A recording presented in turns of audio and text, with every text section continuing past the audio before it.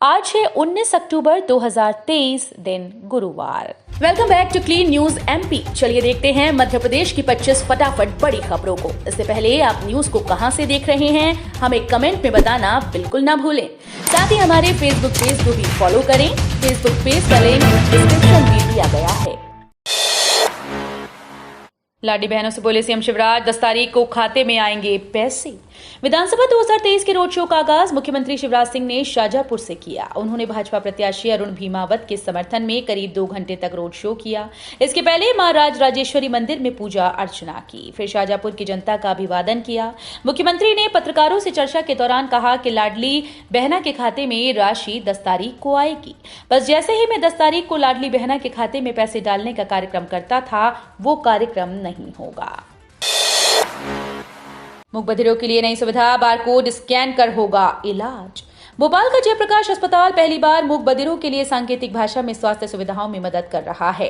Def can foundation में बेंगलुरु स्थित साइनेबल communication private limited के साथ ये साझेदारी की है, जिससे भारत में पहली बार वीडियो रिले सर्विसेज यानी VRS की शुरुआत हुई। इससे मूक बधिर सीधे बार कोड को स्कैन कर संवाद कर सकेंगे। दूसरी ओर बैठा युवक उस संवाद को यहां मौजूद डॉक्टर्स को समझाएगा। नहीं है वोटर आईडी फिर भी डाल सकते हैं वोट। मध्य प्रदेश में 17 नवंबर को होने वाले विधानसभा चुनाव को लेकर चुनाव आयोग ने गाइडलाइन जारी कर दी है। इसके मुताबिक अगर मतदाता का नाम वोटर लिस्ट में दर्ज है लेकिन किसी वजह से उसके पास वोटर आईडी नहीं, तो भी वो वोट डाल सकता है। हालांकि उसके पास कोई अन्य फोटो युक्त पहचान पत्र होना अनिवार्य है। इसमें वो फोटो युक्त पासबुक, स्मार्ट कार्ड व श्रम कार्ड समेत 12 तरह के दस्तावेज दिखा सकता है। अब चुंबकीय नैनोकण समुद्री जल को बनाएगा पीने लायक। वैश्विक जगत के लिए लंबे समय से चिंता का विषय बने पेयजल संकट का एक अनूठा हल भोपाल की लैब से बाहर आता दिख रहा है। Indian institute of science education research के विज्ञानियों ने ऐसे चुंबकीय नैनो कणों का पता लगाया है जो जल से अशुद्धि को अलग करने में सक्षम हैं। ये नैनो कण मनुष्य के बाल से भी लगभग 1 लाख गुना छोटे हैं। ये कण न केवल डाई वाले जल सहित प्रदूषित जल को शुद्ध करेंगे, बल्कि समुद्री जल से नमक को अलग कर उसे पीने लायक बनाने में सक्षम होंगे। सैयद जाफर को कांग्रेस ने दी बड़ी जिम्मेदारी, बनाए गए महामंत्री। मध्य प्रदेश में आगामी विधानसभा चुनाव के पहले कांग्रेस संगठन में बड़ा बदलाव देखने को मिला। पूर्व मुख्यमंत्री कमलनाथ ने कांग्रेस नेता सैयद जाफर को मध्य प्रदेश कांग्रेस कमेटी का महामंत्री मनोनीत किया। इसे लेकर नियुक्ति आदेश भी जारी कर दिया गया। चुनाव बहिष्कार का ऐलान, गांव में मूलभूत सुविधाओं का अभाव। जिले में हलगावड़ा खुर्द ग्राम पंचायत के बमोरी हाला गांव के ग्रामीण आजादी के 75 साल बीत जाने के बाद भी मूलभूत सुविधा के लिए तरस रहे हैं। यहां के ग्रामीण कई बार प्रशासन से गांव में सड़क सहित अन्य मूलभूत सुविधाओं को पूरा करने के लिए गुहार लगा चुके हैं, लेकिन कोई भी उनकी सुध लेने वाला नहीं है। परेशान ग्रामीणों ने अब विधानसभा चुनाव के बहिष्कार का ऐलान कर दिया है। गरबा पंडालों में रात 10 बजे के बाद डीजे बंद का आदेश। मध्य प्रदेश में आचार संहिता का असर नवरात्रि उत्सव पर भी दिखने लगा है। खंडवा जिले में गरबा पंडालों में देर रात तक चलने वाले आयोजनों पर पुलिस की सख्ती दिखाई देने लगी, जिसके चलते रात 10 बजे तक गरबा पंडालों में डीजे बजाने की अनुमति दी गई। इसके बाद होने वाले आयोजनों पर पुलिस सख्त है। वहीं हिंदू संगठन इससे नाराज हैं। एयर इंडिया एक्सप्रेस की घरेलू उड़ानों की बुकिंग अब तक नहीं, 30 अक्टूबर से विंटर सीजन होगा शुरू।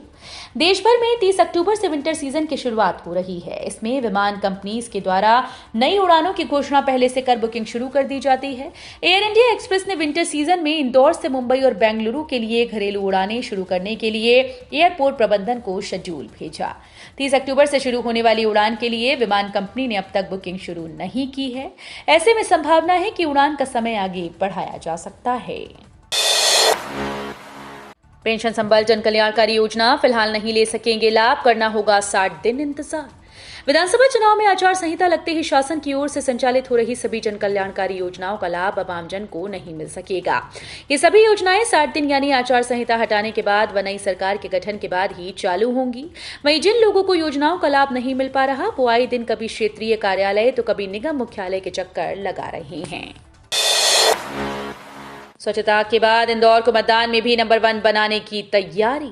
देश में 6 बार स्वच्छता में नंबर 1 रहने के बाद अब इंदौर को मतदान में भी नंबर 1 बनाने की तैयारी है।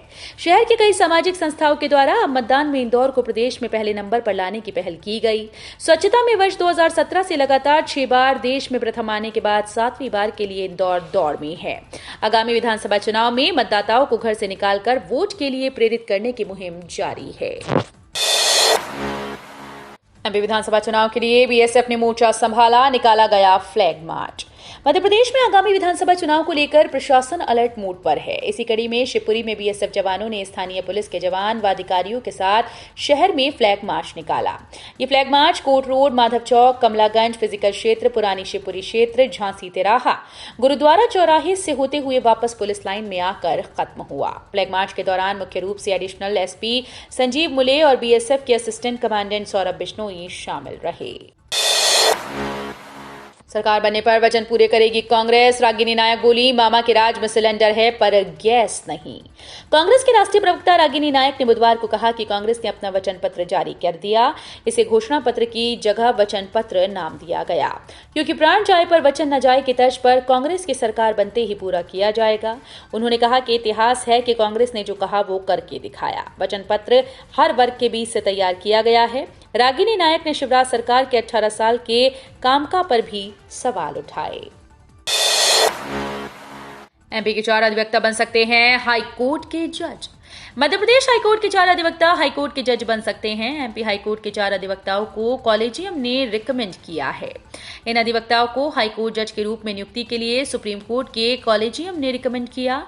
इसमें अधिवक्ता विनय श्रॉफ, विवेक जैन, आशीष श्रोती और अमित सेठ शामिल हैं। कांग्रेस में गालियां खाने की पावर, बोले सीएम शिवराज। सीएम शिवराज ने कांग्रेस नेता कमलनाथ व दिग्विजय सिंह पर निशाना साधा। उन्होंने कहा कि कांग्रेस में गालियां खाने की पावर ऑफ अटॉर्नी दी गई है। कमलनाथ ने खुद इसका खुलासा किया है कि उन्होंने गाली खाने की power of attorney Digvijay Singh को दी थी, जो अभी तक वैलिड है। मैं कमलनाथ से पूछता हूं कि ऐसा काम ही क्यों करते हो कि गालियां खानी पड़े। अगर गाली खाना पड़े तो खुद ना खाएं, दूसरों को पावर ऑफ अटॉर्नी दे दें। पूरा ग्वालियर पीएम के स्वागत के लिए उत्साहित, बोले सिंधिया। 21 अक्टूबर को पीएम मोदी के ग्वालियर दौरे को लेकर केंद्रीय मंत्री सिंधिया ने प्रतिक्रिया दी। उन्होंने कहा कि पीएम का आना हमारे लिए सौभाग्य की बात है। वो अपने व्यस्ततम शेड्यूल से समय निकाल कर आ रहे हैं। केवल बीजेपी ही नहीं बल्कि पूरा ग्वालियर उनके स्वागत के लिए उत्साहित है। कांग्रेस के वचन पत्र को लेकर उन्होंने कहा कि उनका वचन पत्र गहरी खाई है। लिस्ट तो बहुत लंबी है मगर पूरी एक भी नहीं होती। इंदौर से डोमेस्टिक और इंटरनेशनल उड़ानों की रखी मांग। सरकारी एयरलाइंस एयर इंडिया के टाटा ग्रुप के हाथों में जाने के बाद कई बदलाव हो रहे हैं। टाटा ग्रुप की air Asia airlines air India की सहयोगी कंपनी एयर इंडिया एक्सप्रेस में विलय होने जा रहा है। इसके बाद एयर एशिया भी एयर इंडिया एक्सप्रेस कहलाएगी और इन्हें नया नाम AIX दिया जाएगा। एयर इंडिया एक्सप्रेस के इस विस्तार पर ट्रैवल एजेंट्स ने कंपनी के अधिकारियों से चर्चा करते हुए इंदौर से डोमेस्टिक और इंटरनेशनल रूट्स पर नई उड़ानें शुरू करने की मांग रखी है। अंतिम चरण में पहुंचा राऊ महू रेल लाइन दोहरीकरण का कार्य।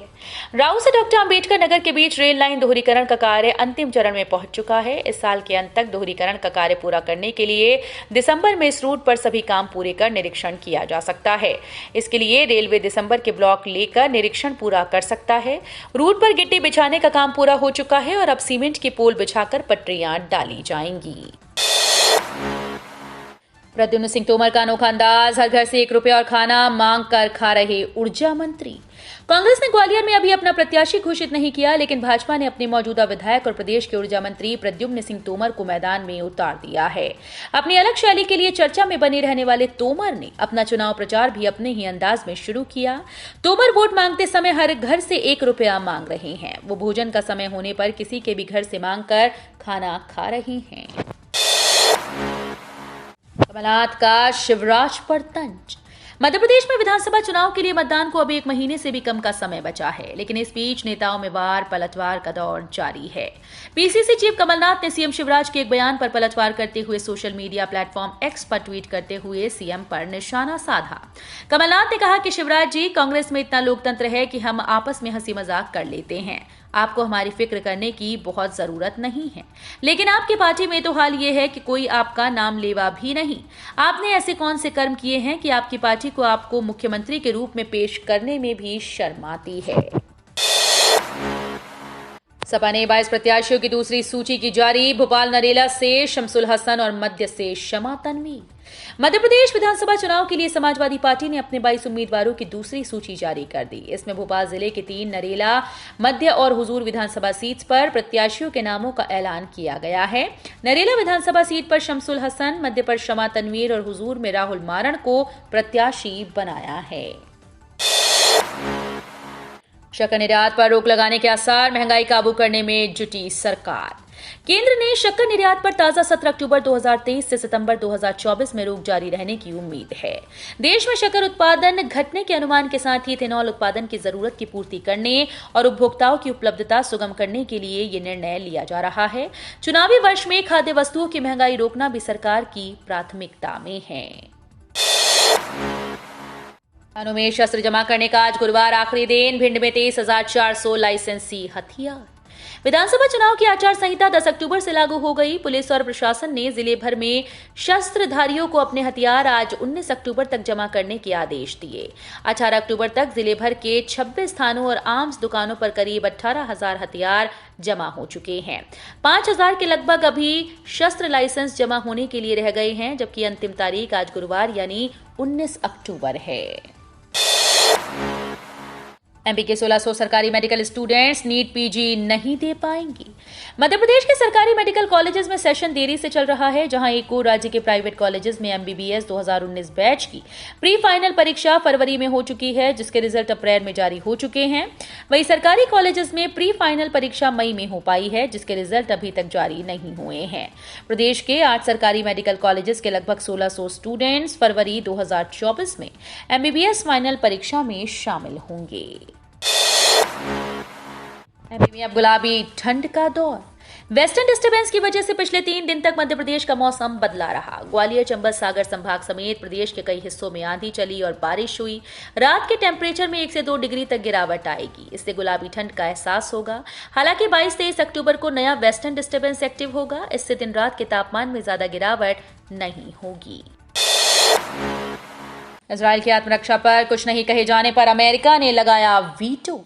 अमेरिकी दूत ने प्रस्ताव में इजराइल की आत्मरक्षा के अधिकार के बारे में कुछ नहीं कहे जाने पर आपत्ति जताई। ब्राजील द्वारा पेश किए गए प्रस्ताव पर वीटो होने से पहले परिषद के सदस्यों ने इसमें रूस के 2 संशोधनों को खारिज कर दिया। इन 2 संशोधनों में मानवीय संघर्ष विराम का आह्वान करना और गाजा में नागरिकों और अस्पतालों और स्कूल्स पर अंधाधुंध हमलों की निंदा करना शामिल था। मगर अमेरिका ने इजराइल की आत्मरक्षा की बात नहीं किए जाने के प्रस्ताव पर वीटो लगा दिया।